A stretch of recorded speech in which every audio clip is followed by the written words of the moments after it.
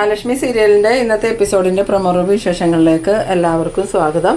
അങ്ങനെ നമ്മളുടെ പ്രതാപന് മാർക്കോയുടെ ഇന്ന് നല്ല അടി കിട്ടുന്ന എപ്പിസോഡ് തന്നെയാണ് ഇന്ന് വരാൻ പോകുന്നത്. എന്തായാലും പ്രതാപൻ ജാനമ്മയെ ചെന്ന് കണ്ടിട്ട് കാര്യങ്ങൾ പറയുന്നുണ്ട്. എത്രയും പെട്ടെന്ന് ആ കുഞ്ഞിനെ ഇല്ലാതാക്കണം.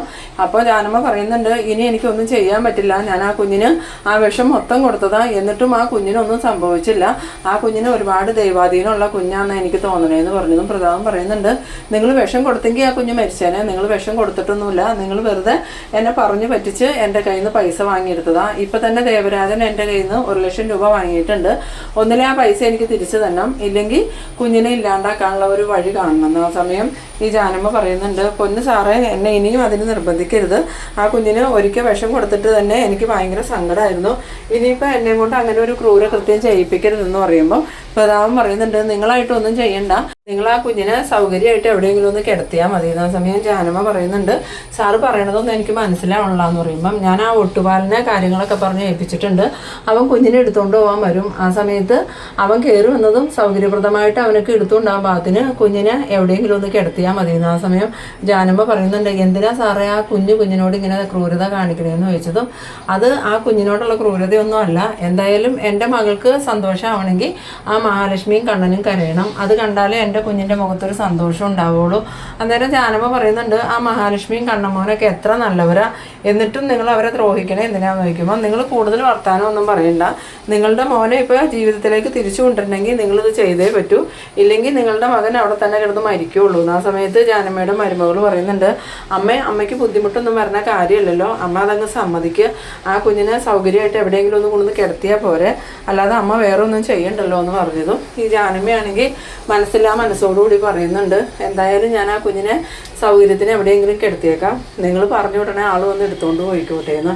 എന്നിട്ട് പ്രതാപനോട് പറയുന്നുണ്ട്, ഈ ചെയ്യുന്ന ക്രൂരതയ്ക്കൊക്കെ ദൈവം തിരിച്ചടി തരുന്ന ഒരു കാലം ഉണ്ടാവും. ഇപ്പം തന്നെ കണ്ടില്ലേ ആ കുഞ്ഞിനെ വിഷം കൊടുത്തത്, പക്ഷെ വിഷം തീണ്ടിയത് എൻ്റെ മകൻ ദേവരാജന്, അവൻ ചെയ്ത ക്രൂരതയ്ക്ക് ദൈവം കൊടുത്ത ശിക്ഷയാണ്. അന്നേരം പ്രതാപൻ പറയുന്നുണ്ട്, ഇനിയിപ്പോൾ ആ കുഞ്ഞില്ലാണ്ടായിട്ട് ഞാൻ മരിച്ചാലും എനിക്ക് പ്രശ്നമൊന്നുമില്ല, എന്തായാലും എനിക്ക് എൻ്റെ മോളുടെ സന്തോഷം കാണണം. അപ്പോൾ ഞാൻ പറഞ്ഞതുപോലെ തന്നെ നിങ്ങൾ കാര്യങ്ങൾ കൈകാര്യം ചെയ്താൽ നിങ്ങളുടെ മുന്നോട്ടുള്ള എല്ലാ ചിലവും ഞാൻ നോക്കിക്കോളാം, നിങ്ങളുടെ ബാധ്യതയും തീർത്ത് നിങ്ങൾക്ക് ജീവിക്കാനുള്ള ഒരു വഴി ഉണ്ടാക്കി തരാമെന്ന്. അത് കേട്ടത് ഈ മരുമകൾക്കാണെങ്കിൽ ഭയങ്കര സന്തോഷമാവുന്നുണ്ട്. പിന്നീട് കാണിക്കുന്നത് നമ്മളുടെ ലേഖയാണെങ്കിൽ ഇങ്ങനെ ഒരു സമാധാനം ഇല്ലാണ്ടിരിക്കുകയാണ്. ആ സമയത്ത് അനന്ത് ചോദിക്കുന്നുണ്ട്, എന്ത് പറ്റി ലേഖ, നീ എന്താ ഇങ്ങനെ വിഷമിച്ചിരിക്കണേന്ന് ചോദിക്കുമ്പോൾ അനന്തുവേട്ടന് എന്താ ഒന്നും അറിയാത്തതുപോലെ ചോദിക്കണം, നീലമോള് പോയ പിന്നെ എനിക്കൊരു ഉത്സാഹവും ഇല്ല എന്ന് പറഞ്ഞതും അനന്ത് പറയുന്നുണ്ട്, അതിന് മോളിന്ന് അങ്ങോട്ട് പോയല്ലേ ഉള്ളൂ, നാളെ അവരും കൂടെ വരുകയും ചെയ്യും, പിന്നെ എന്താ പ്രശ്നം എന്ന് ചോദിച്ചതും എന്നാലും ഒരു ദിവസം മൊത്തം മോളവിടെ അല്ലേ, മോളെ എനിക്ക് പിരിഞ്ഞിരിക്കാൻ പറ്റണില്ല അനന്തുവേട്ടാ.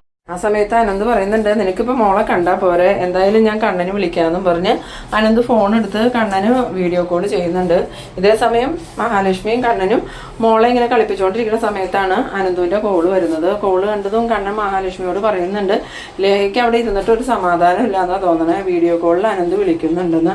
അന്നേരം മഹാലക്ഷ്മി ആണെങ്കിലും ചിരിക്കുന്നുണ്ട്. പിന്നീട് കോൾ അറ്റൻഡ് ചെയ്തതും, എന്താണ് അനന്തു നിങ്ങൾക്ക് ഉറക്കമൊന്നുമില്ലേ എന്ന് ചോദിച്ചതും, എങ്ങനെ ഉറങ്ങാനാടാ, മോളിവിടെ ഇല്ലാത്തതുകൊണ്ട് ഒരു സമാധാനമില്ല, ലേഖയാണെങ്കിൽ എനിക്കൊരു മനസ്സമാധാനവും തന്നില്ല. ആ സമയത്ത് ലേഖ ഫോൺ വാങ്ങിയിട്ട് പറയുന്നുണ്ട്, അങ്ങനെയൊന്നുമില്ല കണ്ണേട്ടാ, എനിക്ക് മോള് പോയതിന് ശേഷം ഒരു ഉത്സാഹവും തോന്നിയില്ല, ആകെ ഒരു വിഷമം പോലെ, മോൾ അവിടെയാണല്ലോ എന്ന് ഓർക്കുമ്പോൾ എനിക്ക് സഹിക്കാൻ പറ്റണില്ല എന്ന് പറഞ്ഞതും കണ്ണൻ പറയുന്നുണ്ട്, അതിന് നീ വിഷമിക്കൊന്നും വേണ്ട ലേഖേ, നാളെ ഞങ്ങൾ രണ്ടുപേരും ഫിനാൻസിലേക്ക് പോകും, പോണ വഴിക്ക് മോളെ നിൻ്റെ അടുത്ത് ഏൽപ്പിച്ചിട്ടേ പോവുള്ളൂ, പിന്നെ മോള് ഞങ്ങളുടെ അടുത്ത് നിൽക്കണേക്കാളും കൂടുതൽ സമയം ലേഖയുടെ അടുത്ത് തന്നെയായിരിക്കും, പിന്നെ എന്തിനാ വിഷമിക്കണേന്ന്.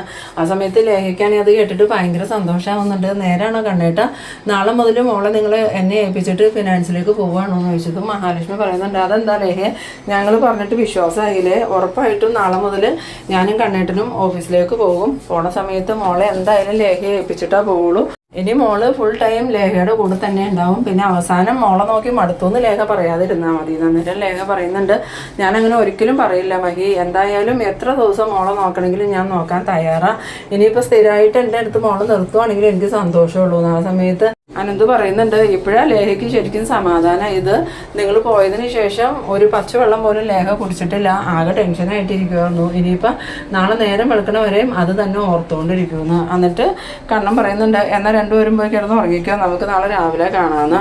പിന്നീട് കാണിക്കുന്നത് നമ്മളുടെ ലേഹയാണെങ്കിൽ അനന്തുവിനോട് പറയുന്നുണ്ട് എനിക്കിപ്പോഴും അനന്തുവായിട്ടാ സമാധാനം. ഇത് ഇനി നാളെ മുതൽ വേറെ ആരും ഇവിടെ ഉണ്ടാവില്ലല്ലോ, മോളും ഞാനും മാത്രമേ ഉണ്ടാവുള്ളൂ. അപ്പോൾ എനിക്ക് ഫുൾ ടൈം മോളുടെ അടുത്ത് തന്നെ ഇരിക്കാമല്ലോ എന്ന് പറയുമ്പം അനന്ത് പറയുന്നുണ്ട് അതെന്താ ജാനമ്മ വരൂലേ സഹായിക്കാനെന്ന് ചോദിക്കുമ്പം ജാനമ്മ വന്നില്ലെങ്കിലും കുഴപ്പമൊന്നുമില്ല എന്ന് പറഞ്ഞതും അനന്ത് പറയുന്നുണ്ട് ഇവിടെ മഹി ഇല്ലാത്തപ്പം ജാനമ്മയെങ്കിലും വന്നില്ലെങ്കിൽ നീ ഒറ്റയ്ക്ക് എങ്ങനെയാണ് മോളുടെ കാര്യങ്ങളൊക്കെ നോക്കണം, ഇവിടുത്തെ ജോലിയും മോളുടെ കാര്യങ്ങളും കൂടെ ഒരുമിച്ച് നടക്കൂല, അതുകൊണ്ട് ജാനമ്മ വന്നോട്ടെ, ജാനമ്മ ഇവിടുത്തെ ജോലികളൊക്കെ ചെയ്തോളൂ എന്ന്. ഇത് കാണിക്കുന്നത് നമ്മളുടെ പ്രതാപനെയും പ്രതാപൻ്റെ അമ്മേനെയാണ്. പ്രതാപൻ്റെ അമ്മയോട് പറയുന്നുണ്ട് ഇന്നത്തോടു കൂടി ആ കുഞ്ഞിൻ്റെ കാര്യത്തിലൊരു തീരുമാനമാവും. ഇന്ന് എന്തായാലും അനന്തുവിൻ്റെ വീട്ടിൽ ഉയരാൻ പോണത് കൂട്ടക്കരച്ചിലായിരിക്കും. ആ മഹാലക്ഷ്മിയുടെയും ലേഹയുടെയും കണ്ണൻ്റെ അനന്തുവിൻ്റെ എല്ലാവരുടെയും നമ്മളുടെ മോളുടെ മുഖത്തൊരു സന്തോഷം ഉണ്ടാകുന്ന ആ സമയം പ്രതാപൻ്റെ അമ്മ പറയുന്നുണ്ട് എടാ തൽക്കാലം നീ ഇത് മോളോട് പറയാൻ നിൽക്കണ്ട, മോളത് ഒരുപാട് കൊതിക്കും, അതിനുശേഷം മോൾക്ക് നിരാശ ഉണ്ടാവാറുള്ളൂ.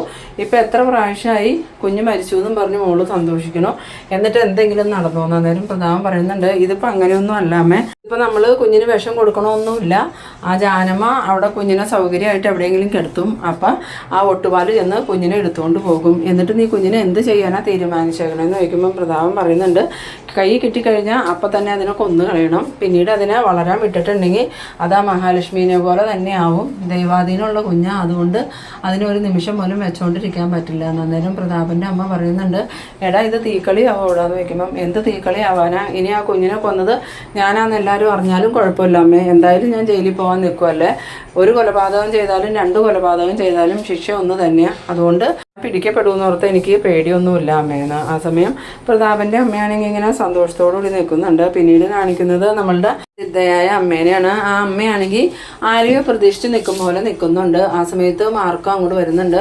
മാർക്കോ വന്നതും എന്താ അമ്മ എന്നെ കാണണമെന്ന് വിചാരിച്ച് എന്തിനാന്ന് ചോദിച്ചതും അത് ആവശ്യമുണ്ട് മോനെ, ഇപ്പം മഹാലക്ഷ്മിയുടെയും കണ്ണൻ്റെയും കുഞ്ഞ് ഒരാപത്തിപ്പെടാൻ പോകുകയെന്ന്. അന്നേരം മാർക്കോ ചോദിക്കുന്നുണ്ട് എന്താ ആപത്താ അമ്മേ, ആരാ കുഞ്ഞിനെ ആപത്തിപ്പെടുത്താൻ നോക്കണേന്ന് ചോദിക്കുമ്പം അത് വേറെ ആരുമല്ല ആ പ്രതാപൻ തന്നെ, ഇതിനു മുമ്പ് വിഷം കൊടുത്ത് കൊല്ലാൻ നോക്കി, അതൊന്നും വിജയിക്കണല്ലാന്ന് കണ്ടിട്ട് ഇപ്പോൾ ആ കുഞ്ഞിനെ അവിടെ നിന്ന് കടത്തിക്കൊണ്ടുപോയി കൊന്നു കളയാനാണ് പ്രതാപൻ തീരുമാനിച്ചേക്കണേ, എന്തായാലും മോനത് തടയണം. അന്നേരം മാർക്കോ പറയുന്നുണ്ട് ആ പ്രതാപനെ ഞാൻ പല പ്രാവശ്യം ഉപദേശിച്ചും തല്ലിയും വിട്ടതാ, എന്നിട്ടും അവൻ നന്നാവണില്ല എന്ന് തീരുമാനിച്ചേക്കോ, എന്തായാലും ഇനി അവനക്ക് ജീവിതത്തിൽ ഒരിക്കലും മറക്കാൻ പറ്റാത്ത ഒരു തിരിച്ചടി കൊടുക്കണം. ആ സമയത്ത് ആ അമ്മ പറയുന്നുണ്ട് അവന് മാത്രമല്ല അവൻ്റെ അമ്മയും അവൻ്റെ മോളും ഇതിന് സപ്പോർട്ടാണ്, അവളൊരു കുഞ്ഞിനെ വയറ്റിൽ ചുമക്കുന്നവളാണെങ്കിലും മറ്റൊരു കുഞ്ഞിൻ്റെ ജീവൻ എടുക്കാനാണ് അവൾ ആഗ്രഹിക്കുന്നത്, അവൾക്ക് ആ കുഞ്ഞിൻ്റെ ജീവൻ എടുത്താലേ സന്തോഷമാകുള്ളൂ. ആ സമയം മാർക്കോ പറയുന്നുണ്ട് അതിന് അവൾക്കും ഒരു തിരിച്ചടി കൊടുക്കണ്ടേ അമ്മയെന്ന് ചോദിക്കുമ്പം നീയായിട്ട് അവളെ ഒന്നും ചെയ്യാൻ നിൽക്കണ്ട, അവളുടെ വയറ്റിലൊരു കുഞ്ഞുണ്ടല്ലോ, അവൾക്കുള്ള തിരിച്ചടി അധികം വൈകാതെ തന്നെ ഭഗവാൻ കൊടുത്തോളൂന്ന്.